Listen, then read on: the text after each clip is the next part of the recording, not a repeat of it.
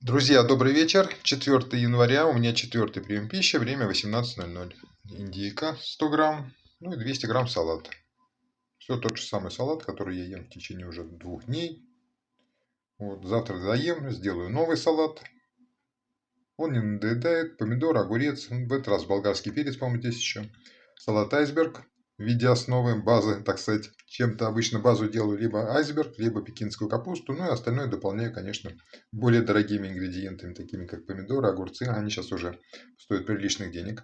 Ну, красный лучок здесь, по-моему, еще. И льняное масло. Масла у меня много разного. Я периодически меняю.